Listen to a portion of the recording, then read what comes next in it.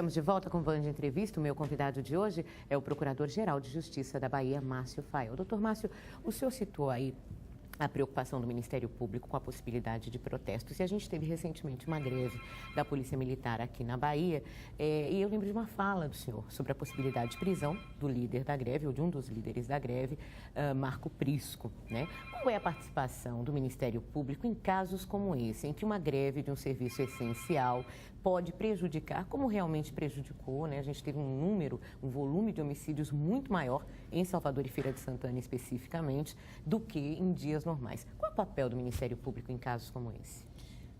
Silvana, é basicamente de pedir ao Judiciário que implemente o que está na legislação, especialmente na Constituição Federal. A Polícia Militar não pode fazer greve. Não existe na legislação brasileira a figura da greve de polícia militar. Se considera, inclusive, como motim. O policial não faz greve. Então, nós, inclusive, na oportunidade, pedimos ao Judiciário que reconhecesse a ilegalidade do movimento, o que, de pronto, o Poder Judiciário baiano reconheceu. Além disso, há, por parte desses atores, dos policiais, e considerando o que diz o Código Penal Militar, a possibilidade de crimes militares. E nesse episódio também nós fizemos e continuamos apurando a movimentação de determinadas pessoas. O Ministério Público Federal chegou a pedir a prisão do vereador Prisco em razão de conexão com a greve anterior, com base na Lei de Segurança Nacional. Mas, enfim, nós acompanhamos, pedimos as providências necessárias ao Poder Judiciário e continuaremos fazendo esse papel no entendimento de que reivindicações são legítimas e são naturais em um processo democrático.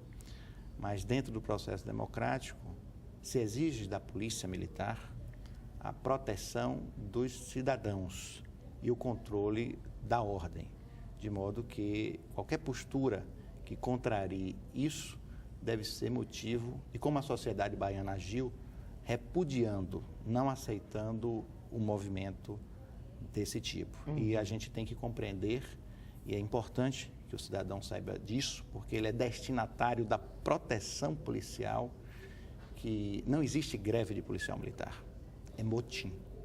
Isso é importante, porque o cidadão é detentor do direito de proteção. Os policiais não podem contribuir para que a população sinta medo e que pessoas, muitas vezes sem culpa nenhuma, percam suas vidas, como ocorreu nesse período. Foi uma situação bastante grave. Agora, doutor, falando em segurança pública, muitas vezes a gente pensa que segurança pública é apenas a repressão, né? Apenas a prisão. A gente sabe que não, que existe há que existir aí um trabalho integrado na área de educação, de saúde, de prevenção, de oportunidades, de desenvolvimento também. Mas eu queria falar um pouquinho com o senhor sobre exatamente quando chega a repressão, e aí a gente chega ao sistema prisional e a ressocialização. Qual é a visão que o senhor tem hoje do sistema prisional que nós temos, não necessariamente na Bahia, mas no Brasil, porque me parece que é tudo muito parecido, e da possibilidade de ressocialização dessas pessoas, porque ao contrário do que parte da sociedade pensa, elas não vão simplesmente desaparecer, elas em algum momento serão soltas e voltarão ao nosso convívio. O sistema prisional brasileiro, ele vive em agonia, ele é caótico, e nós temos variações de estado para estado, mas como você bem colocou, Silvana, a situação é assemelhada. Nós não temos quantidade de abrigar todos aqueles que deveriam estar na prisão, da forma como a lei exige e como a própria Constituição estabelece de garantir a dignidade também dos presos. Então, há uma defasagem muito grande. Alguns estados têm contribuído, têm melhorado e há algumas expectativas de melhora. Mas é uma defasagem histórica. Bom, A ressocialização, às vezes, nesse quadro, ela é objeto de desconfiança. A gente sabe, falando muito francamente, o preso, ele adquire um aperfeiçoamento de seus conhecimentos negativos no sistema penitenciário e muitas vezes sai pior do que entrou.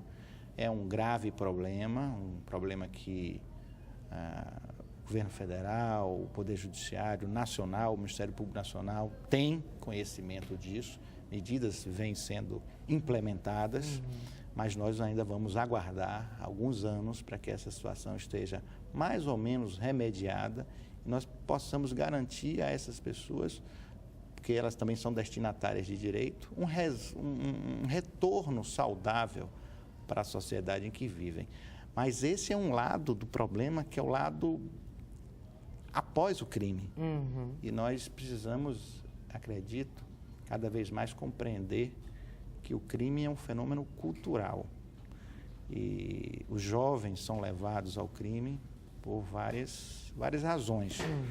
Porque não tem um devido acompanhamento na infância, as famílias são desestruturadas, as escolas não garantem aquilo que deveriam oferecer, enfim, não recebem as oportunidades no mercado de trabalho, a desigualdade social, todos sabem já, aqueles que se dedicam ao estudo desses problemas, que é a grande causa da criminalidade. A criminalidade não ocorre, essa criminalidade que nós conhecemos e que nos angustia, como os crimes patrimoniais e os crimes contra a vida, nós sabemos que um dos motivos principais é o fator cultural. Por que o homem bate numa mulher? É por se sentir superior a ela e por menosprezar a figura feminina. É um conhecimento adquirido, é cultura, uma cultura infeliz. Não é? E a necessidade de se mudar, né? Já já a gente vai continuar aqui conversando com o doutor Márcio Fael, ele que é Procurador-Geral de Justiça do Estado. O Band Entrevista volta em instantes.